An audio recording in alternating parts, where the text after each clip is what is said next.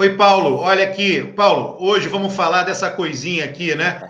Isso aqui, olha, foi uma fala breve, né? Isso aqui mudou o mundo, né? Mudou o mundo inteiramente. Olha, eu me lembro que em 98 eu dava aula numa universidade pública, etc., e sempre elas tiveram muita dificuldade de infraestrutura. Tinha lá uma sala de professor, eu sempre tentava ter um ramal lá e não conseguia.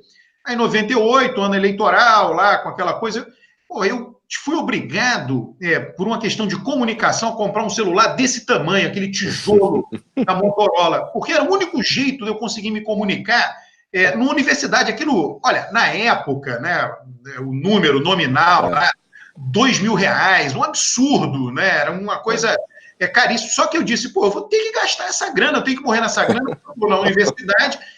Tá essa coisa de eleição, todo mundo querendo se comunicar comigo e eu fico incomunicável. Então, eu tive que fazer aquela linha, você era proprietário, colocava no imposto de renda, uma loucura.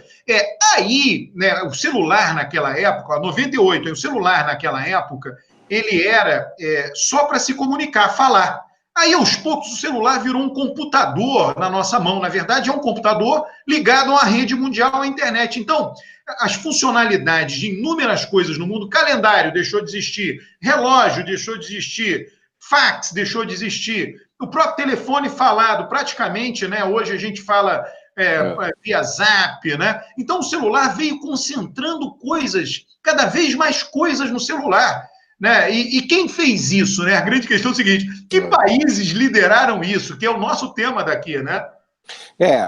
Essa história do celular é incrível, né? E, na verdade, o celular virou um smartphone, né? Que ele é muito mais um computador do que um telefone celular. E foi legal você ter lembrado isso, porque o celular, a história do celular, ele conta de maneira breve a história do planeta e dos países dos últimos 30 anos. Né? Lembrando rapidamente, um dos caras teve a óbvia sacada, que foi o Steve Jobs, né? De fazer o... Primeiro começou com o iPod, porque ele viu aquele Walkman da filha, que era da Sony, né? Dos japoneses. Aí ele falou, puta, vamos fazer um negócio que é um Walkman sem disco, né? Ele fez o iPod e depois ele fez finalmente o que ele sempre quis fazer, que era o Newton, né? Ele fez o Newton nos anos 80, 90, se não me falha a memória, 80, sucumbiu, que era a ideia de você ter um computadorzinho de mão que fazia tudo, e aí ele teve a sacada de fazer o iPhone, que só foi possível por conta da internet, né? Que foi um negócio feito pelo governo americano, sem querer, né? Pelo exército americano, e também funciona por conta do GPS, né? Que é um sistema de navegação desenvolvido pela Marinha Americana. Então o Steve Jobs teve essa sacada de usar tecnologias públicas, né, que custaram bilhões e bilhões de dólares do taxpayer americano, né, ele integrou de maneira genial e brilhante nesse aparelhinho que foi o iPhone. Então o iPhone, o smartphone, simboliza essa união virtuosa entre Estado e mercado. E agora os asiáticos, né, e os chineses, Paulo, só uma coisa. tomando a dianteira, né? Você mencionou duas coisas grandiosas do celular, né? Que é a coisa de ligar na internet, investimento público, GPS. Tem coisas que não são tão grandiosas assim, ou tão charmosas, né? Mas que, se a gente for pensar, tem tudo a ver com o funcionamento do celular, que também teve investimento público por detrás, que é a coisa do touchscreen, né? Você toca na tela de vidro, você tem lá, a Mazzucato fez aquele livro, tem todos os detalhes disso, como o financiamento governamental foi importante para a criação do touchscreen. Tá? E N outras coisas, circuitos internos, coisas com menor charme do que GPS e a internet, mas que viabilizaram o celular. Exato, inclusive tem o que eles chamam de micro hard drives, né, que são discos rígidos minúsculos, porque imagina o espaço para você colocar num telefone celular desse tamanho, que era um computador dos 90, né? Então esses mini hard drives tiveram muita pesquisa com dinheiro público e de universidade, com outros objetivos ali nos anos 80. Ninguém pensava no smartphone, mas como subproduto disso saíram esses mini hard disks, são discos rígidos minúsculos que seguram toda a base de dados que tem no telefone, e por isso a gente pode estar gravando esse vídeo agora de uma maneira incrível, né? Você aí no seu escritório, eu na minha biblioteca, com um aparelhinho, com uma câmera de altíssima resolução e tudo sendo armazenado em mini hard drives, né?